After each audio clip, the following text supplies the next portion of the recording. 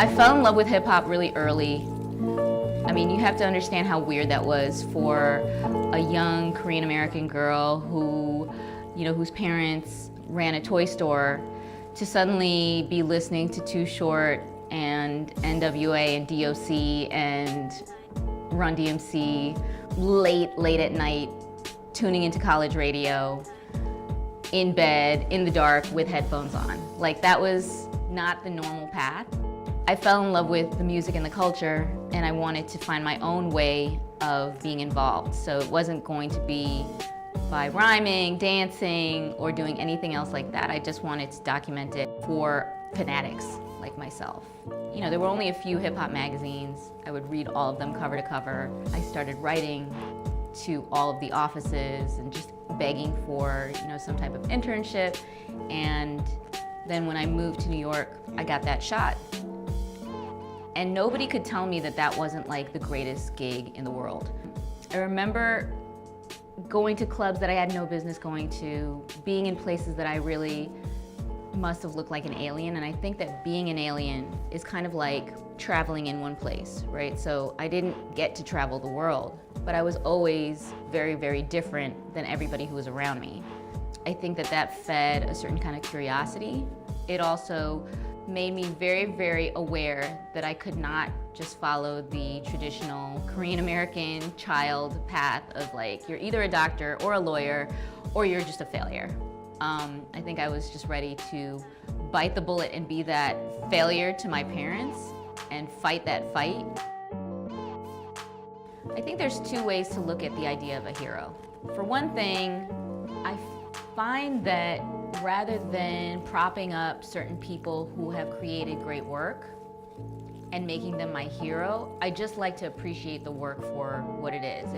I love Miseducation by Lauryn Hill. Does that make her my hero? Not at all. And I think that that might have something to do with working in the music industry, meeting a lot of your so-called idols, and then realizing that you don't have that much in common with them, or maybe you don't like certain aspects about their real personality. And I don't want that to take away from how impactful their work is, right? So I think that I separate those two. You cannot be a hero unless there's a villain, right? So I think it's really key to identify the moments in life when you are challenged, when you are doubted, when you are disrespected, when you are attacked, and see that as like a moment for you to step up. So there's definitely been moments in my life and in my professional career where I just felt angry or I felt misunderstood, and that made me go harder, or I don't need to stay here just because it's supposed to be the you've made it moment. If it doesn't fit me, if it doesn't work for me, if I don't feel like I'm ever going to really impact this place because they're putting me in a box, or they can't even tell the difference between me and another person who is of the same ethnicity, then I need to move on. And I think that that's an example of it not being a hero, but a villain who really pushes you in the right direction. I think heroism is about doing the right thing, not just the thing that you can get away with.